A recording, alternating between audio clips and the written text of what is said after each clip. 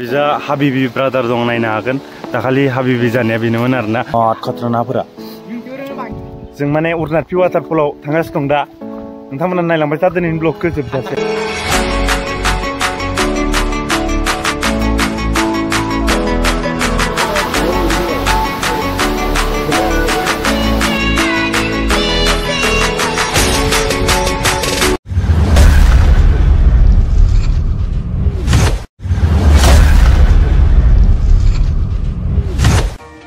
नायदो पुरा हाजोआ जों दा मा जायगायाव फैदों नोंथांमोनाथ' मिथिखागौ नै ओइनो माने बेरायनो होननानै फैलायबाय आरो ना लादु नाङालै नोंथ' गेसाव माने नै माबानायफोरानो हामला आरो ना जोबोद गाज्रि अबस्था ओमफ्राय बिजा हाजोखौ नाय लोगोफोरजों दा उरनाथि होननाय वाटारफलाव फैदों आरो ना बियो गोलैयो खामसिलांसुआव जोंनि कार्बि आलंआवनो दा जों बे होलांसै लोगोफोर दा मा लाबोदों नोंथांमोननो देखायनो आं न' ग्रामा नै थोद बिदि नङाबा नै माउन्टेन दिउ दार्कि माकि होनथ'लासै आं ओमफ्राय बिजा तेरे मेरे मा दं नै इजा इउ माबा जालाबायगासिनो दं मानसिफोरा एकदम नै हिन्जाव गोमानाया भाइ हिन्जावखौ मोनबाय नामा नों मोनाखै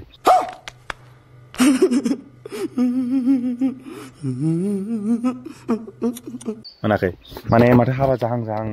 दासान्दि नै खानायाबो थाग्लोबावसो माने हिन्जाव गोमानायनि खानायखौनो एसे हानानै लाबाय आरो ना आंखौबो नै कमेन्ट खालामनानै खोन्थादो एकदम आंखौ गुन्दाले दार नुखायो बिदि होनबाथाय अन्दा अ सिरियासलि नोंथ' गोसोथोनाय खोन्थानानै फैथाराखैलै इमारजेन्सि डाइरेक्ट लामायाव मोनबाय फन हरनानै लेंहरखाबाय बिसोरखौ बेखायनो हिन्जाव गोमानायखौ आरो चेनेलाव गोदानबा थाब साबसक्राइब खालामनानै होलायदो आरोखि आं हिन्जावखौनो गोदान दा होलांसै थाबायलांनायखौ देखायलांबाय थागोन जों हायो नोंथांमोना नायलांबाय था दिनैनि ब्लगखौ जोबजासे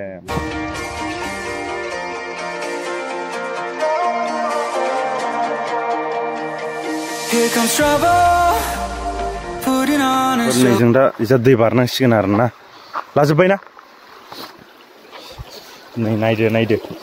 बिराद ना दं आरो ना बेहाय नोंथांमोननो पाग्ला बायदि ना देखायखागोन दाहाय नाय नाफोरखौ बिराद गोबावनि उनाव दिनै फैबावदों थ' नोंथांमोना बिजा दैबो लोंनो हागोन आरो ना नै फुरा दैफोरानो जिरि फैबाय थायो बिजा उरनाथि होननाय इजा बे लाद्दु भाइया जोंना नुफेराखैना नुफेराखै नुफेरा जायो नामाब्रा नों बाबसोना बिनि माने आं कन्टेन्ट गैयैखाय बेखौनो लाबोफिननाय जाबाय ओइ बासन गैया बिसोर ग्रामार बाबादों नागिरगासिनो दं बिदि नङा आरो ना खोथाया फैबावासोमोन आं रमिया सिबायलाय लेंहैबाय थाबाय लोगो गैया नै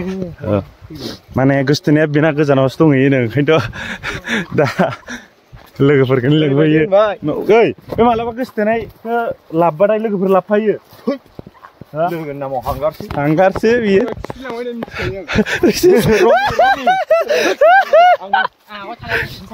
पेट जालायदों बे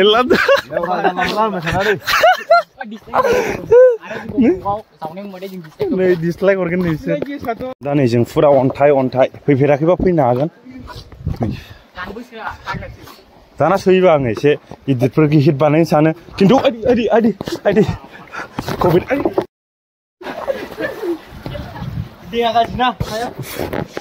नै सिखावलाय नुबाय नै बिजा भिउफोरखौ नाय दै फिलायबायना सेन्देला ओंखायनो गोलें जानानै दं माने आङो ओमफ्राय भिउ बिराद सांगा नुयो आरो ना नायबानो जाबाय बिजा दै सेगावजोब्रा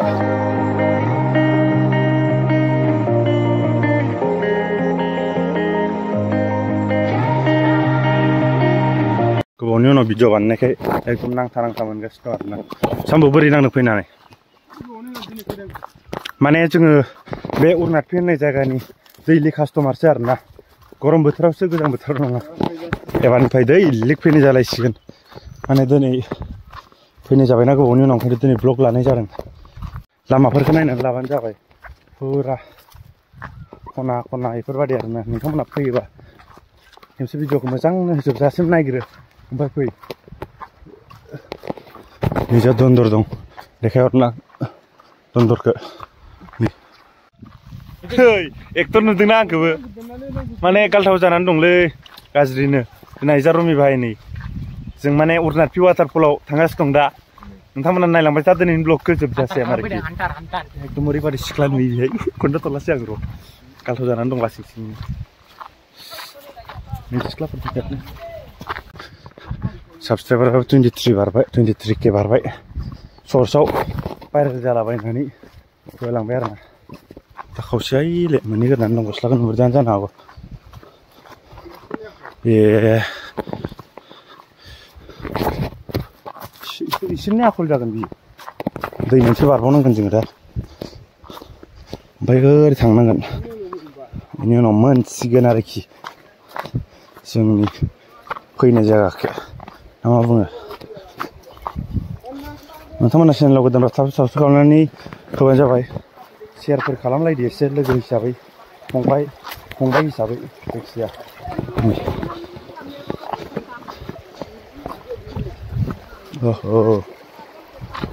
जोंना दिनै एडमिसनमोन आरोना लोगोफोर सेकेन्ड इयाराव पास जाबाय आरामसे फ्रियावनो एग्जाम होनो हासै मेंबायलै दा लोगोफोर आं बे मेन जायगायाव मोनबा देखायनोसै डाइरेक्ट जों दा फाइनालि मोनफैबाय आरोना दा आं दसे थानानै देखायगोन जों बेलाय बे मा लाबोदों बेलाय जा माजा लाबोदों ओमफ्राय जा मेथाइ लाबोदों बेखौ लोंग्रोखांनानै जा हाबिबि ब्रादार दं नायनो हागोन दाखालि हाबिबि जानाया बेनोमोन आरोना बै मानसिखौ नायनि खर'खौ माने खानाया ओरै खर'आव ओरै गानि बिदि जाबाय आरोना बेनि खर'आ हाबिबि काम टु हुरनाथ पि वाटारफल अके नै बे गिलास लानानै गाज्रि बुस्थु लोंगोन दा सानदों लोगोफोर नै जा माउन्टेन डिउसो दं जेबो गैया लासै लों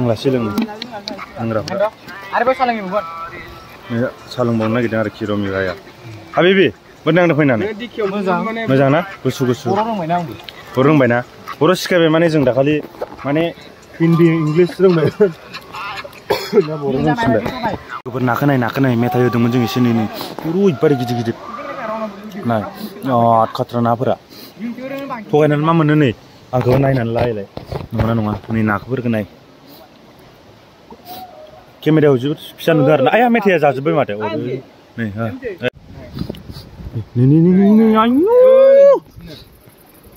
नै आयु नाफोरा नाय नाफोरा नै आयु नै आयु हनै फख्रिनि ना दं ओइलाय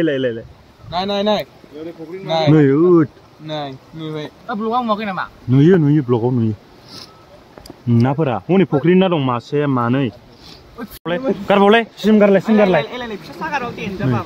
नै नाफोरा नाय नाफोरखौ नाय दिस इज कार्टे लांसो गारबावलाय खेमसे गारबावलाय नै आयु सिफ्लेनानै गोथारो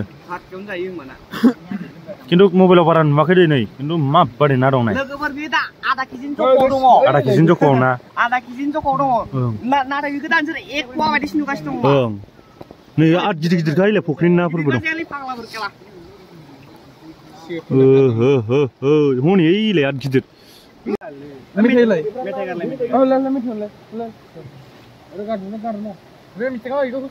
दे माबा माबि बुंनानै होग्रा आंनि ब्लगाव होनबा थबसिन मोनगोन दे आंना हिन्जावखौ नांथारगौ दानो नांला माने गोदान फैदोंना क्लास 9 ओंखायनो नांला जालायो दा जानाय हेन्डसाम जाबायना आंबो खानाया जानानै लोगोफोर बेनो आरोना वाटारफला जों दा मोनफैनानै नै होबायानो बार सिखायो दैया एसे खमायनानै दं माने जों आद गोबावनि उनाव दिनैसो फैदों दाखालि फैदोंमोन भिडिअ लानाय जायाखै नै बेनो आरो गोजौआव मोनसे दंबावो ओइ खान्थि लांस' मोनसे दंबावो बियो उरनाथ पि होनो आरोना बेखौ 30 थाखा लायो मोनसे गारियाव बेसेबां सार्भिस जाबाबो मानसिफोरा बुहुत मेरला दंफैयो दा नायबानो जाबाय बेनो वाटारफला कालारा बेलेगलाय एकदम दै गनायाव मानसि दंहैयो नाय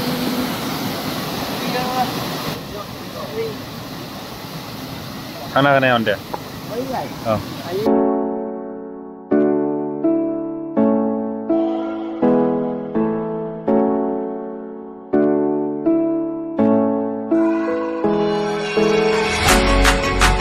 लोगोफोरजों दा बे जायगानिफ्राय थांसै आरोना जोबोर गोबाव थाबाय 2 घन्टासो थाबाय नै जों दा थांसै नोंथांमोन दिनैनि ब्लगखौ बेहायनो फोजोबनो सानबाय आं नोंथांमोना नायनानै बोरै नांदों लाइक शेयार कमेन्ट आरो साबस्क्राइब खालामनानै होबानो जाबाय बाय